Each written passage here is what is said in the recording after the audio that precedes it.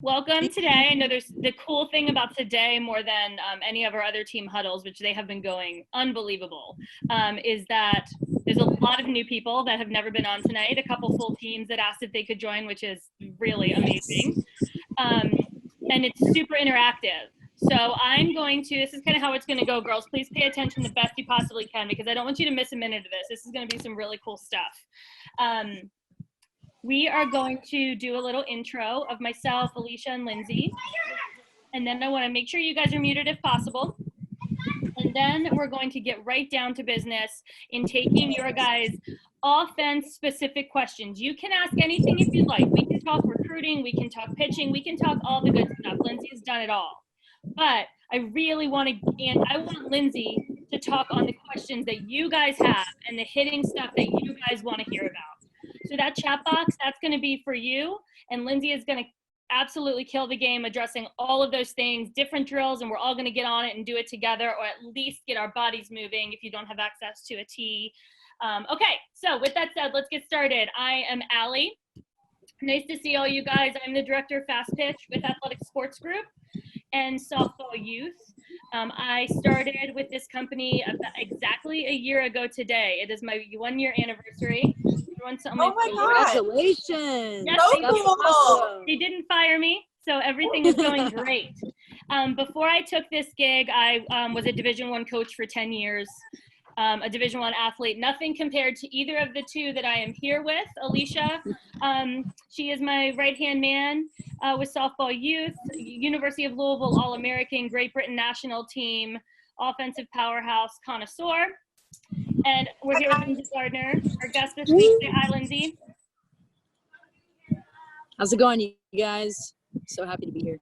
Awesome. So Lindsay, a little backstory on her, and then we're going to get right down to business so we can swing a little bit. Lindsay went to the University of Texas, was the Big 12 Freshman of the Year, an unbelievable accolade in that conference for anyone that doesn't know. Continued on to be an All-American, was part of the USA national team, which is an amazing story. Maybe we'll get to it today, but she recovered from a really tremendous injury only a few months prior to her tryout and still made the team, which I just think is so incredible. She was an NPF All-Star, a former Division II and Division I college coach, and now she is the reason behind Just Dig In, a really unbelievable training tool. She has an kick-ass Instagram. If you guys aren't on there, get on there. And she does all types of really great training stuff and has a very different way of thinking about offense as a whole. And I'm really excited for her to kind of just talk to you guys as upper level athletes about what her philosophies are, how she approaches hitting, and what she thinks is really important. So Lindsay, first, I'd love for you to just talk very briefly about Just Dig In and how that started and kind of what your mission is there. Sure. So thank you guys for joining in here. This is super awesome. This is the most people I've ever had in on any Zoom. So wow. Oh, this is really, really cool.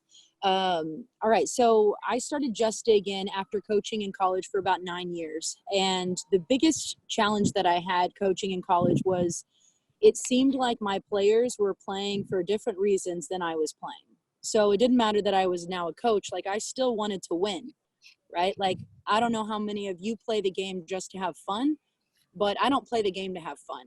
Winning is fun to me and losing sucks to me. Like, I don't know who likes to lose, right? Like who likes to strike out, who likes to go sit back on the bench? I don't, right? So like I enjoyed winning as a player and I expected my players to play the same way. And it almost seemed like my players were just happy with getting to first base. And that's not going to help us win games. For me, like I could care less if you get to first base. It's great. I'm happy you got there because it means you're one base closer to scoring. But I prefer that my players are, they aim to score when they're hitting. So aiming to score means you're putting yourself in scoring position or you're scoring yourself by hitting it out of the park. So where can you hit the ball to get at least 2 bases? For me, that's the outfield gaps. If you hit an outfield gap, you're getting at least 2 bases and we're scoring runs. So what I've done with this website is I've created drills that help. It basically helps the the same things that I see wrong in hitters' swings. Okay, so like if you're fouling the ball off a lot, if people are telling you, hey, stop dropping your back shoulder, or watch the ball in, or let it get deep, all of these things I've made into a course that will help you. So if you practice the 3 drills that they're going to send to you, I'm sure they're going to pop it up a few times. So I think Alicia's going to do it right now. If you will sign up for that free course and practice the bucket drill, forward facing drill, and the 1-foot drill, I swear to you, I guarantee you, you will be hitting the ball over the infielders' heads, at least to the fence, if not over it. If you're strong enough to hit the ball out of the park, if you're 14 years old or up, I can guarantee you, you should be hitting that ball real close to that fence, if not over it. So I want to get you guys some drills. She just put that in the chat box, totally free. No, it's nothing weird. It's right. Basically so you guys can totally get to learn what Lindsay does, why she does what she does, and kind of her philosophy on offense. So that already spurred a bunch of questions. And you guys feel free to private message me the questions too if you feel more comfortable. But let's get right to it, because our first 2 big questions literally speak directly to what you want to do. So the 2 first questions we got was your favorite tee drill to increase power. And with that, this is amazing. I hit the ball down a lot. What can I do? What is my problem? What can I do to fix that? Okay, so I'm going to show you a little trick here. Okay, and I'm going to do it while sitting. So kind of play along here. I've got this little thing on my bat. I don't know if you know what these are. These little gear ties. You can get them at like Home Depot, and you can move them around. I put one running up my handle because it helps my door knocking knuckles stay in line. All right. So that's one thing you can do. You don't even have to tape it down. You could literally just run it up the bat and hold it. But you'll notice that these doors. Show them the alternative. Show them what it shouldn't look like. Right. This where your big knuckles are. It should not look like this where your big ones are lined up. You can hit with a flat grip, but that's going to be more yellow zone. And honestly, if a pitcher's throwing gas, you want to kind of line it up here, because you're expecting that if a pitcher's throwing gas, you're likely going to be a little bit late, right? But if a pitcher's throwing decent speed, you feel good about hitting on it, hitting this particular pitcher. I want you guys to think about lining up your door knocking knuckles. So if you have a bat, set it on your back shoulder, just like I'm doing right now. And line up your door knocking knuckles. And you should also have 1 foot of space between your body and the bat, or your hands, I guess. Okay, so if you're like this, the closer your hands get to your body, the more your elbows are going to poke out, because there's nowhere for them to be. So think about just setting this bat on your shoulder, horizontal with the ground. So I see some of you sitting down. Don't hold it like this where the bat's poking up to the sky. Set it flat with your shoulder plane. There you go. Good. So I want you to think about putting your number 1s up to the sky. Okay. This right here is going to show you where you're trying to hit the ball. And I'm going to show you a trick, because as the ball gets closer, our hands are going to tend to do something like this. Like if I showed you I was going to hit the ball right here, I could guarantee the ball would go this way or that way. So if you're hitting the ball down a lot, it's likely because you're letting it get somewhere too close to you. So to get more power, we need to try to get the sweet spot of the barrel there. That's this spot, right? The spot that's 2 inches below the end of your bat, right there where you can grab it. That is the only spot on the bat you should really be thinking about hitting the ball if you're trying to hit with power. Can you hit it here and get power hits? You can. It's not going to go as far. Yes, because our bats are very expensive. Yeah. You wonder, hey, if you have broken a bat and it has broken here, that is not the bat company's fault. That is your fault. I'm letting you know that. If you break a bat and it's the bat company's fault, you break it right there in the center and you bust the heck out of that sweet spot. That's a great bat break, okay? So anyways, let's think about this one more time. If we take our number 1s, and let's just think, I'm a right-handed hitter. I know that I can hit the ball the hardest to my pull side. Physics, science, it all says so, all right? So I'm not lying. I'm not just making this up. Science says that I can pull the ball harder, than I can slice the ball to the opposite side of the field. So for me, if I want to pull the ball, I want to think about, I'm going to have to get out of the frame here to show you guys this, because I can reach really far. If I'm going to pull the ball over this net, which would be set up for like over shortstop's head, then I want to point those fingers out there. I know you can't really see them, but they're poked out. And that's pointed to left center field. I need to figure out a way to get this spot of my barrel through the ball. So I'm going to go ahead and set up on the tee and show you guys how far out in front I might do that. Then I'm going to show you my favorite tee drill for power. You guys, Lindsay's old now, okay? So nobody hold it against her. But she can still hit better than probably everyone in this Zoom, no offense, myself included. All right, am I in the frame? Am I good You're there? perfect. Okay, so right here even, I have my sweet spot, and it's set up pretty close to the ball. Like, if I take a step right here, I'm actually going to be hitting it with this spot on my back. So I'm actually going to push that ball even further out in front, and this is where you're going to learn the 1-foot drill. The 1-foot drill means that ball is 1 foot out in front of my reach, and I've actually got to step to it, turn my body, and rotate that sweet spot of my bat through the ball. I'm not just trying to hit the ball, though. The whole point of what you're doing every time you swing the bat is you're trying to direct the ball somewhere. So you're not just trying to hit it. Because just hitting the ball doesn't mean you're going to get on first or second or third. We have to hit it where nobody's standing.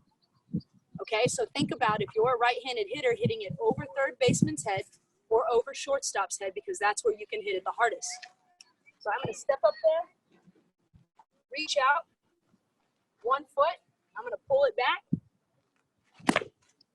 And I'm going to make sure that I find the bottom half of that ball to make it go up. So if you guys look at this right here, and you're going to have to imagine with me. Imagine there's numbers on this ball. 1, 2, 3 across the top. 4, 5, 6 across the middle. 7, 8, 9 across the bottom. If I'm going to make that ball go up and over their heads, I need to be hitting the 7, 8, or 9. If I swing down on the 7, 8, or 9, that is going to create backspin. Backspin is okay, but too much backspin gets it caught up in the air and then they catch the ball. That's a fly ball out. So we don't really want to cut it to make it lift when all we have to do is find the bottom to make it lift. So the more you slice it, the less far it's going to go. If you really get under it and send the bottom of the ball up, you guys, the ball's going to leave the park. I don't care how old you are. Your bat is made to help you hit the ball out of the park, and the fields you play on are short enough usually for you to hit the ball out of the park. Okay, so I'm going to show you the awesome time for those guys to get on there and try that 1 foot drill so they can see it and they can feel it.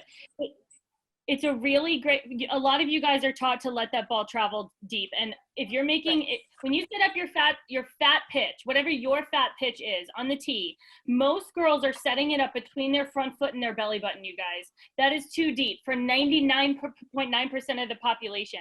So if everybody wants to hop up and look at how far Lindsay's putting this tee out in front, this is to show you how far in front you can hit this ball with and still have absolute power. Because realistically, you're not going to hit every pitch a foot in front. This is a drill to show you. Yeah. Correct. And think about this. You're hitting on a tee. Unless you're playing t-ball, this ball is going to be moving in a game. You can't just imagine it's going to be sitting there. So here's one of the things that I think that people make mistakes on when they practice hitting off of a tee. Because it's not moving, some people are good and they at least imagine the pitcher, right? That's what we want to do. Yeah. But then once we go here, we look at the ball, and then we begin our movement. You got to understand this ball is now in the catcher's mitt. If we literally went right there, this ball is now over there by the time I would even create my swing. So this is not necessarily a great place to imagine hitting the ball going, right? Like that's a swing at the ball. I can hit the ball before it gets to me, and I can swing like I'm telling it where to go. So again, let's kind of get out there. I can't see you guys at the moment, but reach your tee out there and make sure that your net is set up to shortstop or third base if you're right-handed. If you're left-handed, angle it towards the first and second baseman. And when you aim to hit it up here at this line. This is over the infielders. I aim here for left field line and here for left center. Both of those corners. Reach out about 1 foot. You look at that bottom outside half of the ball. Bend your body under it. See how my butt goes back? Okay. Butt goes back, head gets closer to the ball. I attack. Again, I missed. Try that again. Swing like I thought that was a miss. That was still an I know. I think that ball went over the fence. Yeah. Challenge yourself, you guys. Get that tee out in front. 1 foot in front of that front foot. Get it out in front. I'm going to watch you guys real quick. Amazing. Let me see you. The goal is for this ball to absolutely rake in the upper left corner. Get that ball up and over the left field fence. Leah, Martin, bend your body a little bit more and look at the bottom half of the ball. Try to look at the outside of the ball. Swing to left center field. Boom, baby. There you go.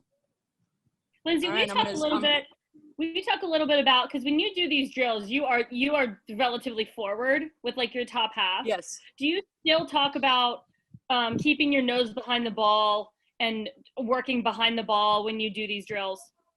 Yeah. Yes. So let me show you from the side right here, you guys. Okay. Here's what I'm seeing. Some of these balls are going down, and it's because when you step, like, look at how close this ball already is. Like, you're going over the ball because you are looking down on it. This ball is past your front leg. Like, scoot back.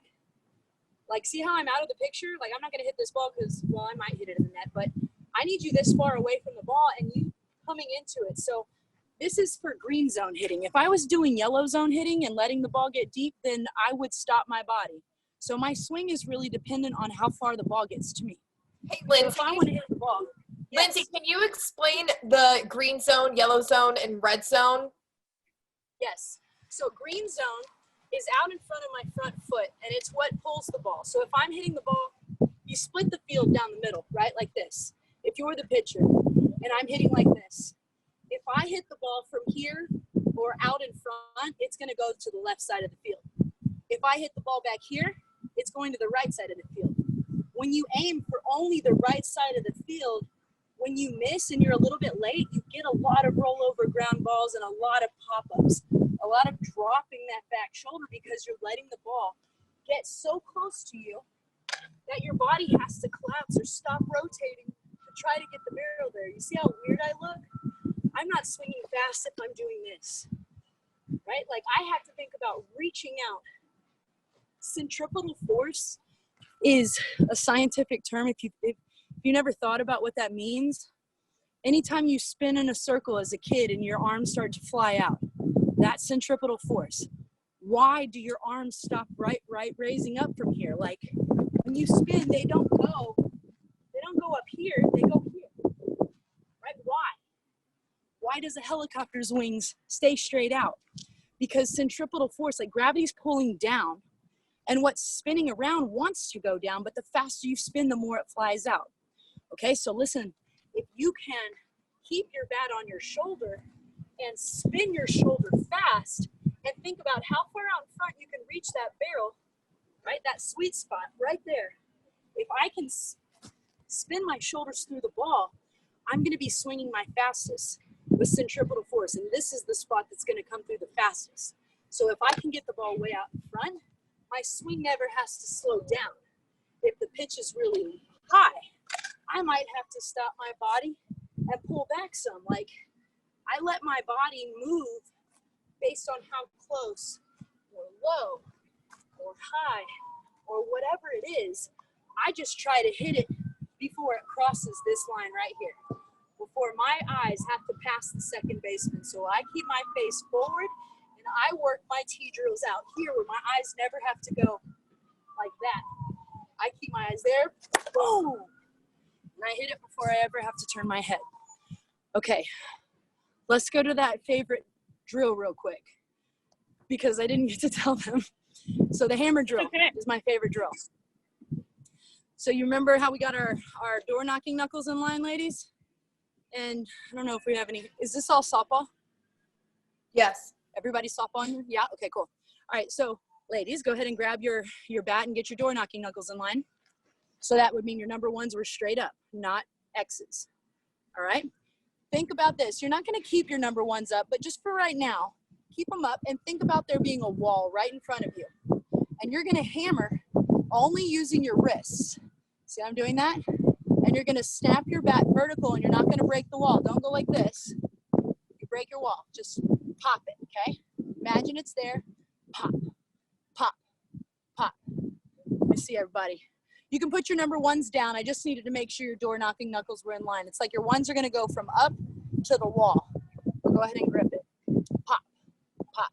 Make sure you're going from your shoulder, girls. It's really important. This is a really powerful movement that nobody thinks about.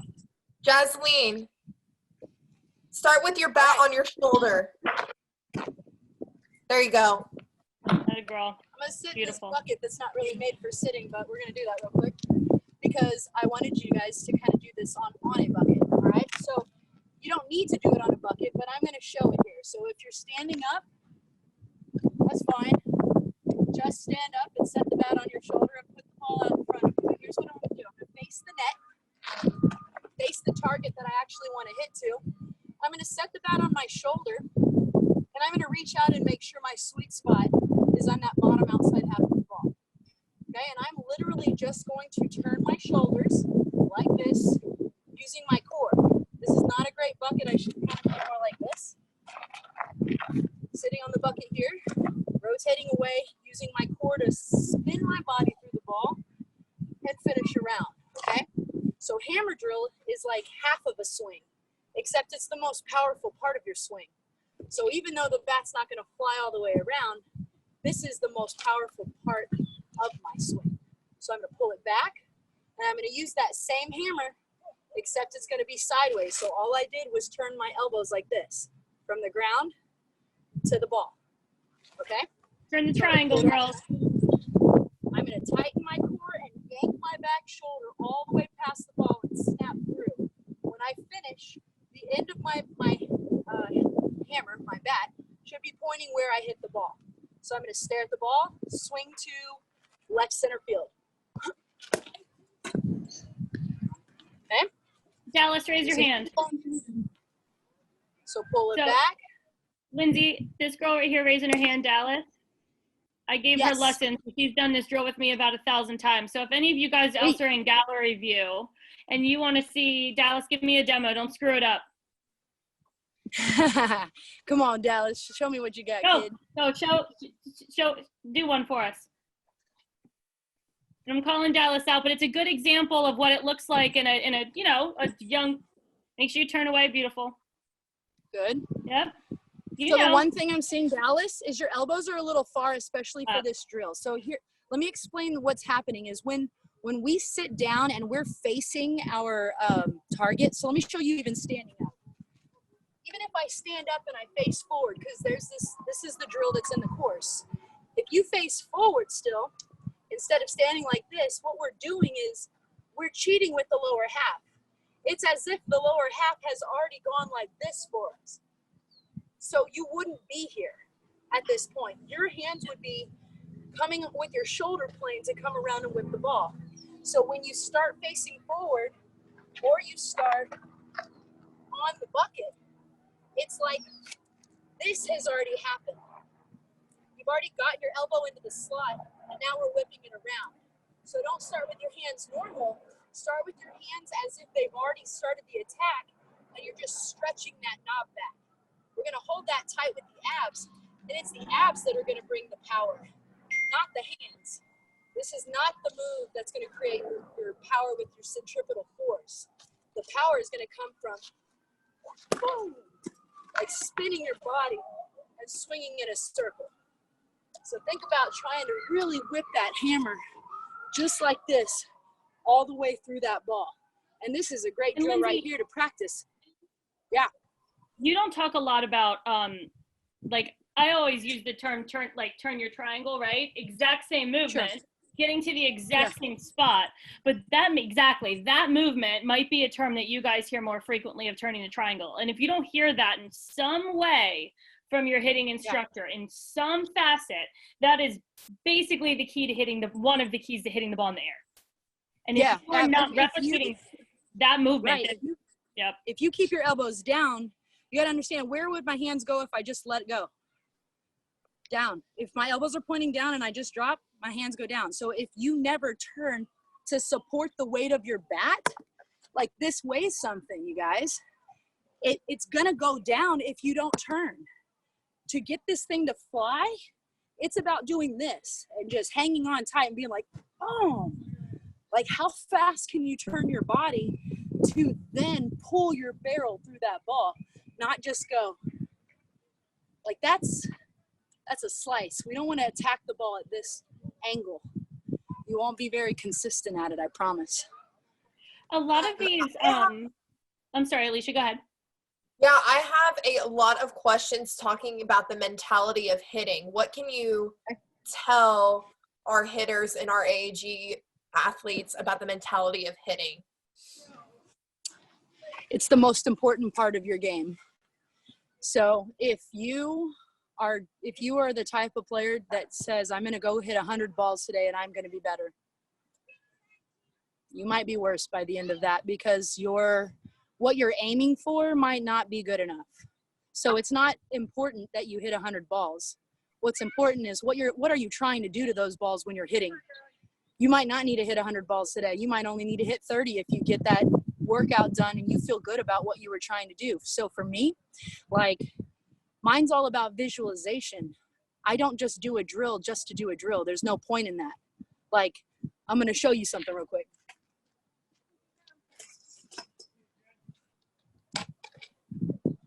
All right, this here, see if you can see the T. There we go. You're perfect. Balls down. Oh, no. That's all right. Okay, so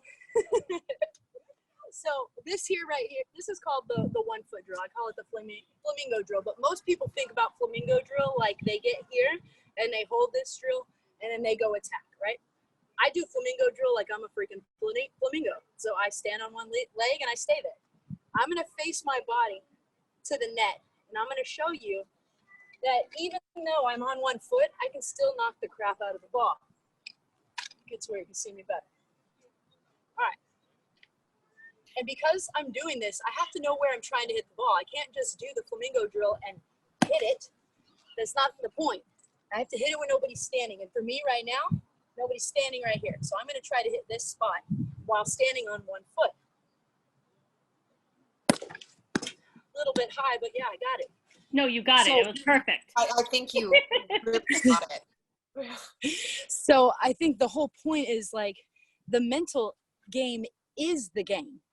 Right. Or you're going to play the pitcher's game. Like, if your coach is telling you to go up there and only swing at strikes, is that really going to help you win the game? Only swinging at strikes. Is that how we score runs? Only swinging at strikes? No. We score runs by hitting the ball to the open gap. It doesn't have to be a strike for you to hit the ball to the open gap. It has to be reachable. You have to be on time. That's why we're swinging, is because we still believe that we can hit the ball where we're trying to hit it. Most players go up there thinking, okay, if it's a strike, I'm going to hit it. Or I'm going to hit it hard. Or I'm going to hit this one up the middle. All of those things, you're aiming too small. You really need to take your aim up higher, because if you aim for something like a double and you get just a little bit under that double, it's a home run. And if you just get a little bit on top of that double, it's a single. But if you aim for a single and you're late, you get out. There's nowhere backwards to go. And I guarantee you don't get home runs aiming for singles. You might get a double aiming for a single every now and then, right? Like, hitting is about knowing where the players are standing and understanding that you can pull the ball with a lot more power and a lot more consistency than you can if you're trying to slice the ball. The slice side of the field is your late side of the field. And the players who aim for the late side of the field hit way more foul balls than I ever will. I don't hit foul balls because I aim for the pull side and I'm just not that late. I'm hitting it before this ball is getting blurry, right? Like, the closer the ball gets to you, I would love the girls to be able to try that flamingo drill, but just explain, Lindsay, in my opinion, that is a very challenging drill. Oh, yeah. And I've had a lot of girls that really, really struggle with it. It's super important, but talk about if you're going to fall, if your balance is going to be what should that look like? I would love you guys to try the flamingo drill. It is hard. All right, so just know, I think your screen went. There we go. I'm coming back. So this is I might have to jump back in on my phone, and I apologize for that. So if I go out, it's because my battery died. I'm sorry.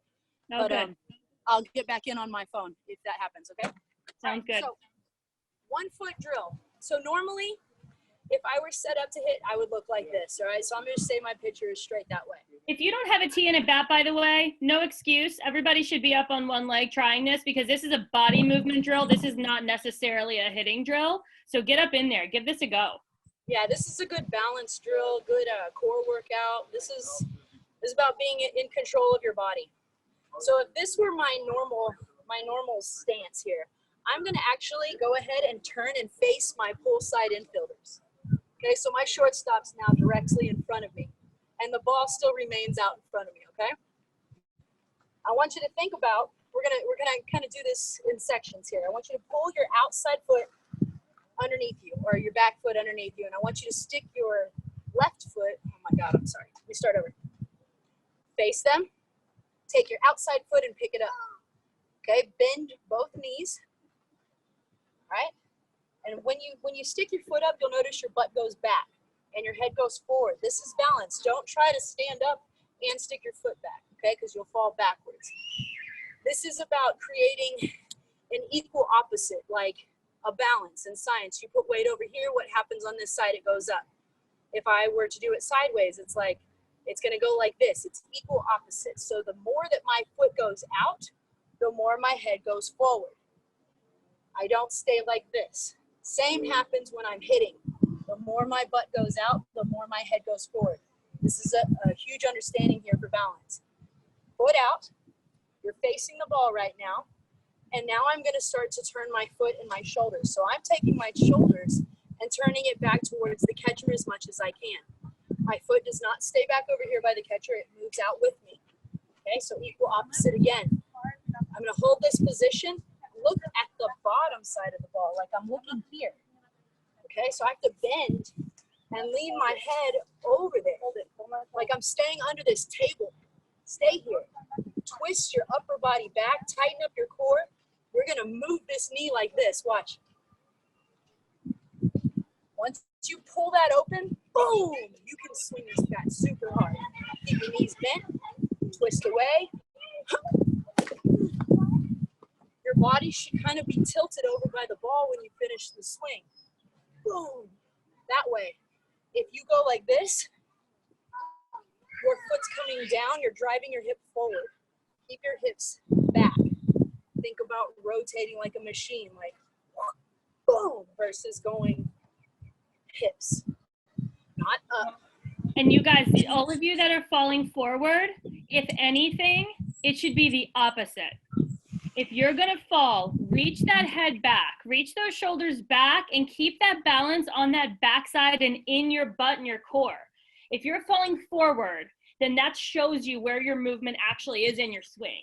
Yeah. Which if you're going to pick one, it's gotta be the opposite, right?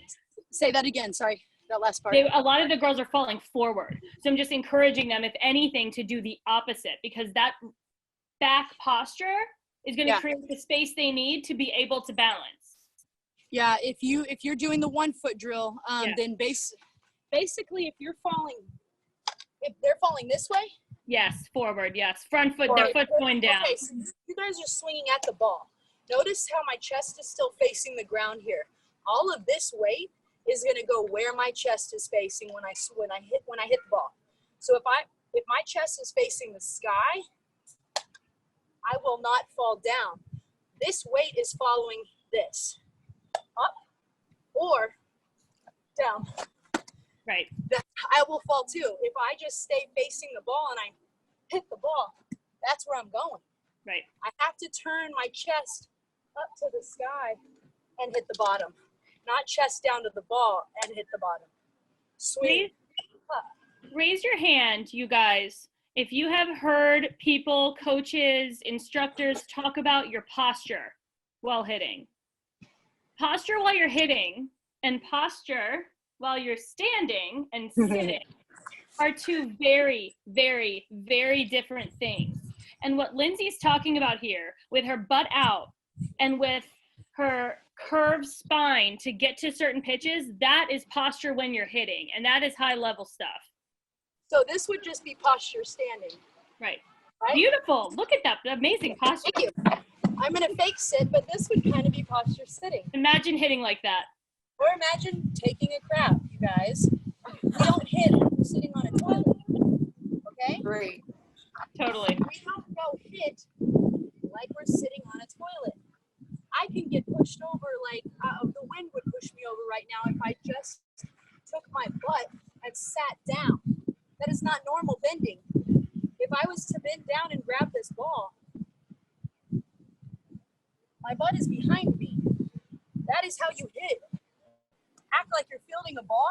And get ready. The closer your face is to this strike zone, the easier time you're going to have hitting the ball.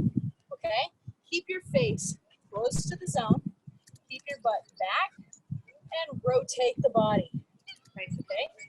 Boom. Keep your booty behind you through the whole swing. The only time it comes back up is if we're going from a low pitch to a high pitch. And notice I didn't do this. I'm literally pulling my head back. Boom, high pitch, low pitch, high, low. High. Hey, Lindsay, when you talk about posture and you talk about your stance, can you talk about what your weight distribution is like in your feet?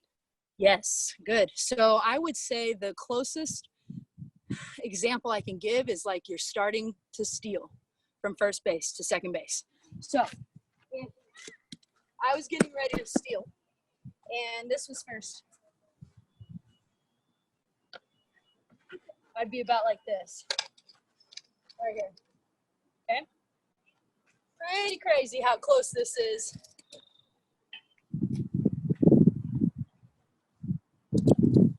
Awesome. Yep.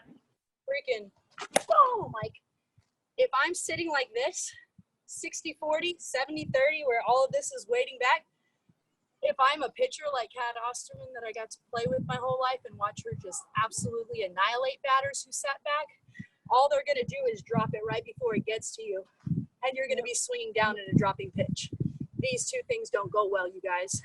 You got to learn how to get under the dropping pitch. You can't let the dropping pitch get to you and think you're going to hit it here. You're toast. You're sitting down, you just hit the ground ball to shortstop or third. I hit this ball way out there, like boom, before it ever even gets to me. There is no staying.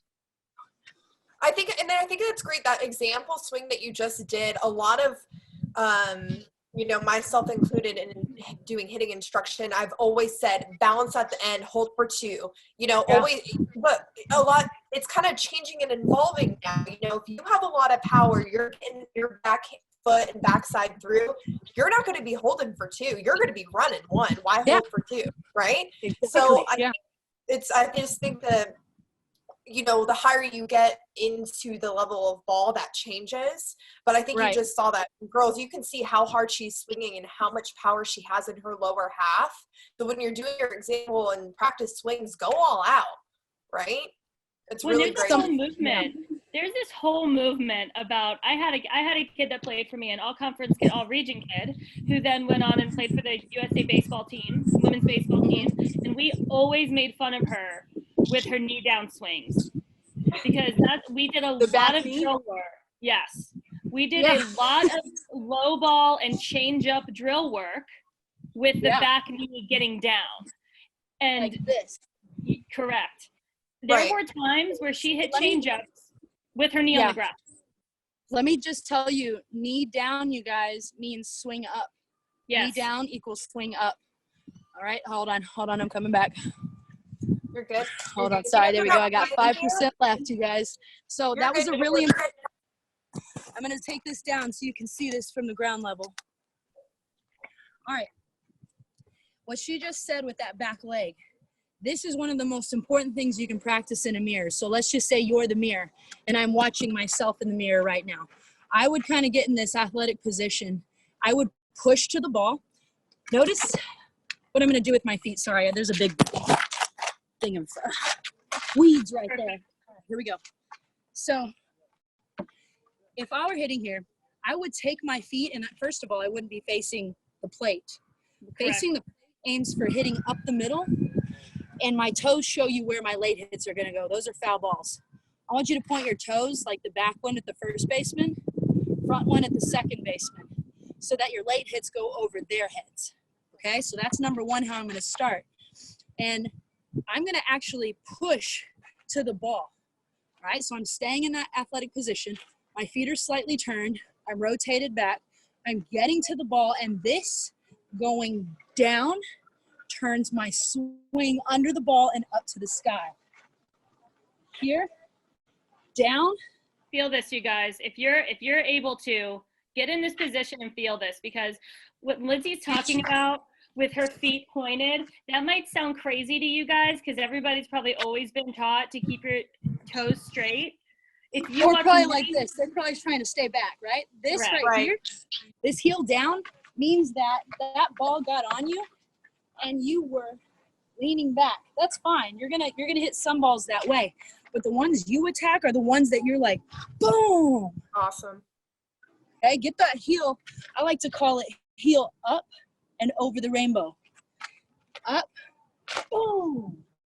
To get it over, you got to push that knee down and under. Okay, look at my legs, how kind of crazy they look here. It's like they're kind of, the more my butt sticks over, the more my head can kind of fly over here.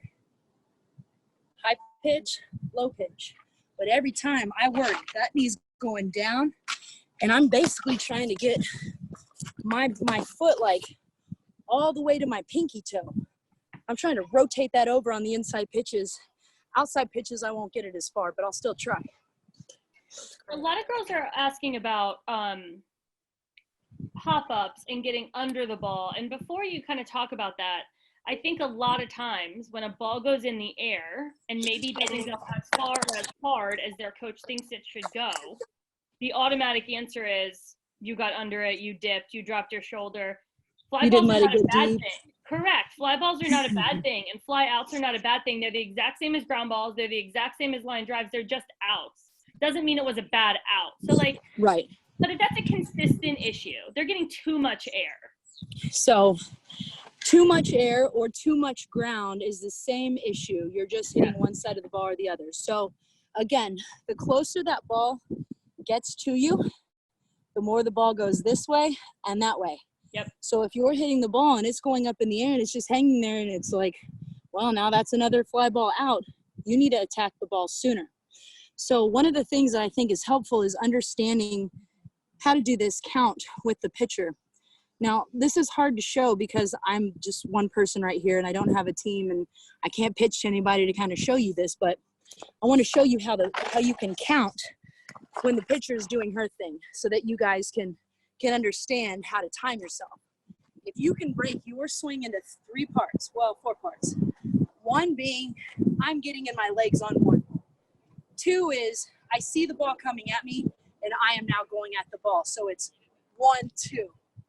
3 is contact. It's making the sound of the bat happen. Going 1, 2, 3. Like it will be within like however you count 1, 2, 3 will be right there. It won't go 1, 2, 3. It'll go 1, 2, 3. So here's what it looks like on the pitcher. 1 is as soon as her arm comes crossing this forward hip swing. So it's 1, 2, hit it by 3. Fast pitching is like this. 1, 2, boom. Slow pitching, 55 miles an hour. 1, 2, boom. If you are standing off on the side, like if you're on deck and you're getting over there and you're practicing your swing, like what are you supposed to be doing when you're on deck? You're supposed to be getting your timing. Your timing for what? If I'm practicing, it's my pull side hit. So I would be looking at the pitcher while on deck. I don't care what the hitter actually does. I would just be staring at her going, 1, 2, boom! Like, you can bet that my imagination you have to say it out just loud. When you're in the on-deck circle, you have to scream boom out loud, girls. That's boom. The only way that it'll be successful. Heck yeah. Heck yeah. You stand over there and you're just like, boom! I guarantee you, she's not going to want to throw you the ball when you step up. I'm fairly certain you're going to walk or she's going to hit you. But either way. True. Either way, you're starting on first base, which is less than we'd like, but it's fine. That's awesome. So, Lindsay, I have a couple questions. Sorry, Allie, to cut you off. I have about 6 slappers who have wrote me privately and are really, kind of struggling with that. How can they incorporate all of the things you're talking about with slapping, with power? Yeah. I think slapping is knowing what are you trying to do to the ball as well. Like 100%. Are you trying to hit the ball out of the park with a slap? Not likely. That's not your goal, right? Are you trying to pull the ball with a slap? Well, let's think about that.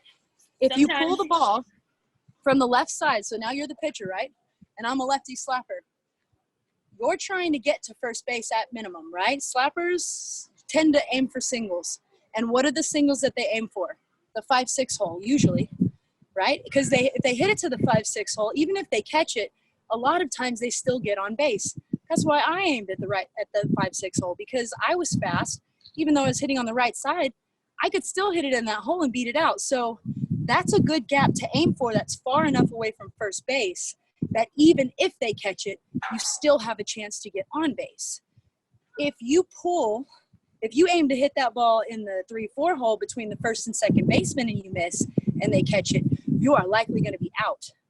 So It's like, as a slapper, if you are going to choose to half swing at this ball and pop a ground ball, you better get it as far away from first base as you can. Totally. Because a second baseman like yourself is going to get you. All of your stuff goes back to aim. Absolutely, yes. And what numbers you want to attack on that ball. Right. And if you are short game slapping, intentionally short game slapping, basically everything you see is reversed, right? And so, that's all it's about. Yeah, so we still have the 1, 2, 3, 4, 5, 6, 7, 8, 9. If I'm a slapper and that ball is coming in this way, I'm trying to still hit that 3, 6, 9 to make it go to the left side of the field. If I'm a right-handed hitter and I want to pull it, I'm still hitting the 3, 6, 9. So the 3, 6, 9 is for hitting it to the left side of the field, no matter if you're righty or lefty. So all that outside half for a righty or inside half for a lefty, I just have to know, what am I trying to do? Am I trying to make it go down? Am I trying to go level? Or am I trying to pop it up and down, like up and over? Once you know, okay, I'm going to hit it to the 5-6 hole, but I want it to go up and over their heads, then you're going to be aiming for that 9 slot.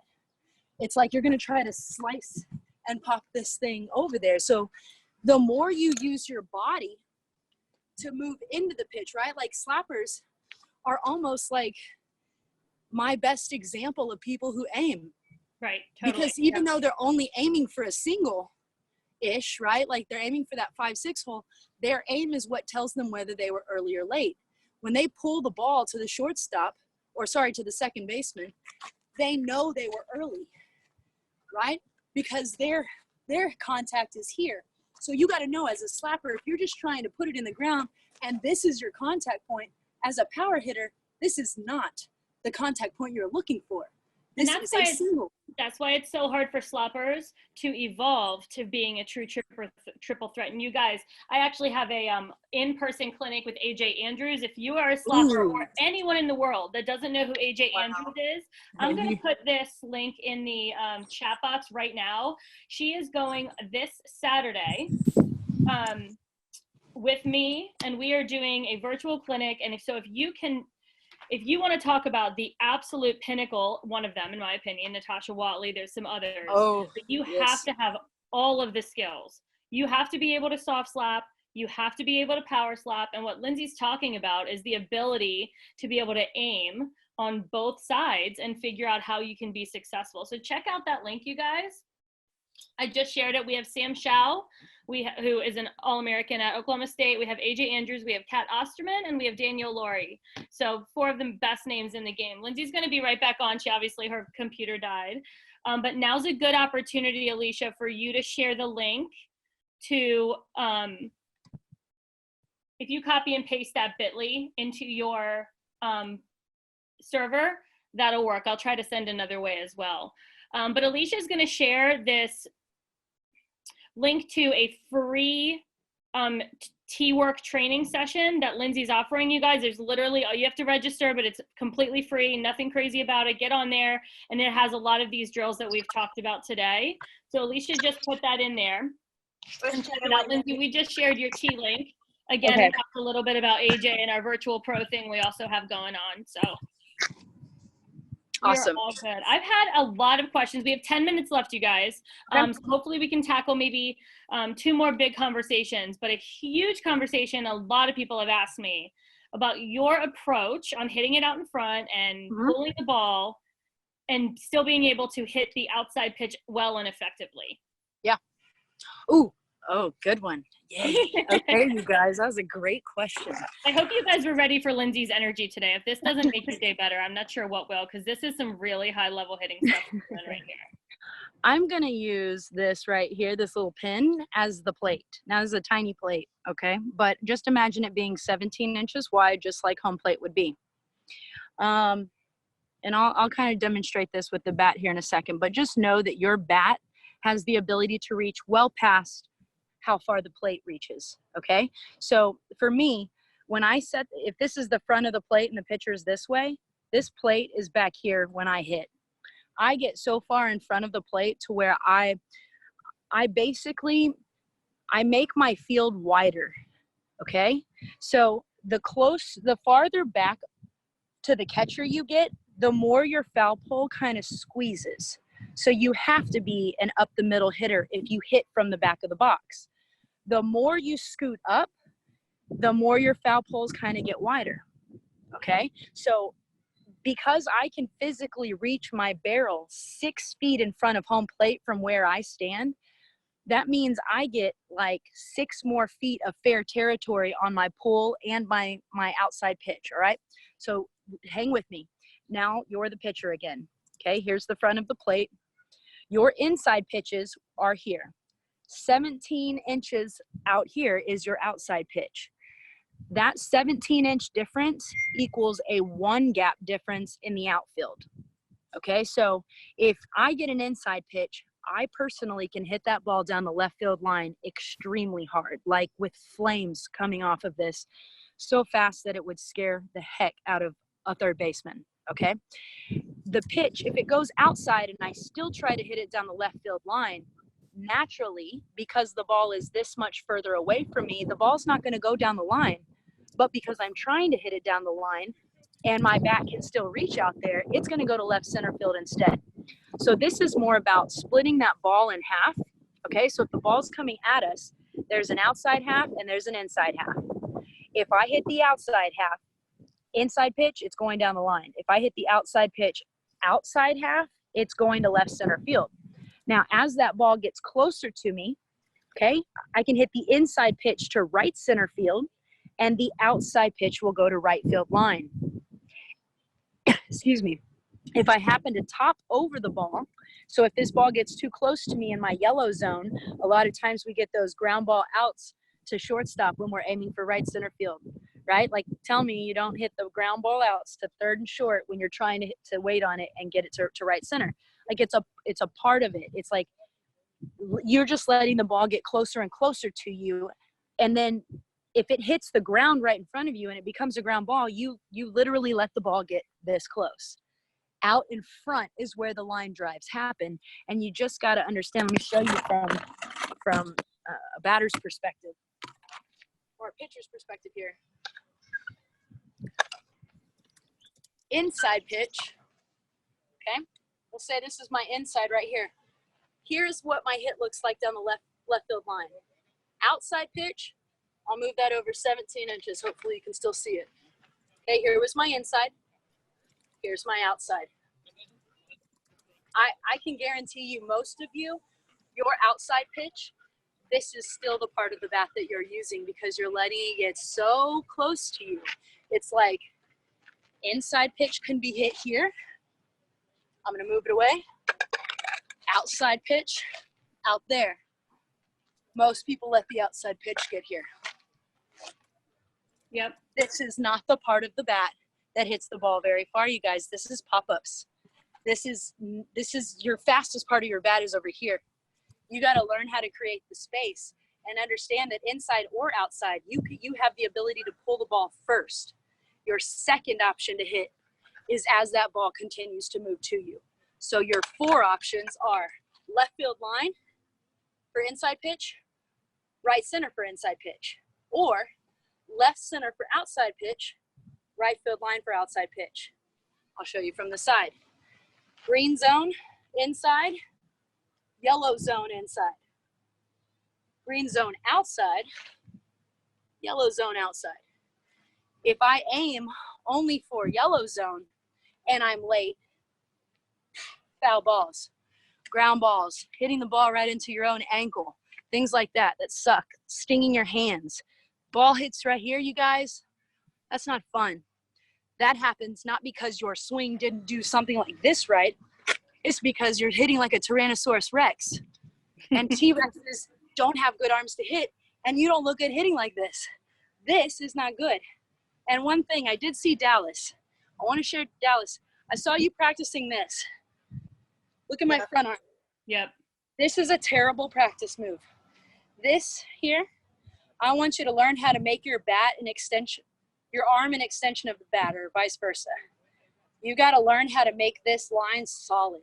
Yep. Instead of this snake arm, because this right here is not going to be, I don't see anybody on any cover of anything looking like this. You don't make Sports Center with this. You make Sports Center with this. Like, you got to learn how to bar that and get this strong right here, where it's like from your elbow to the end of the bat, it is the bat. Like, that whole thing is just one long line. It's almost like she's done this before, you guys. A little bit.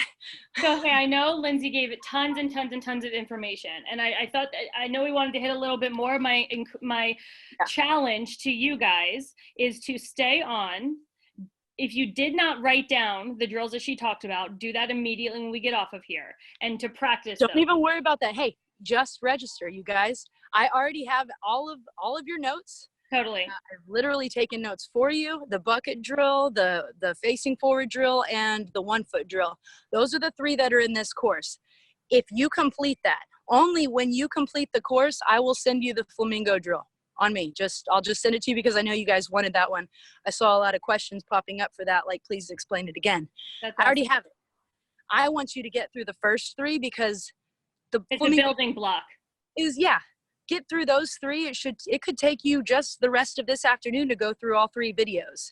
Then you can go out and practice these drills, because this mindset stuff is way more important than showing you a drill. I've already got the drills on video.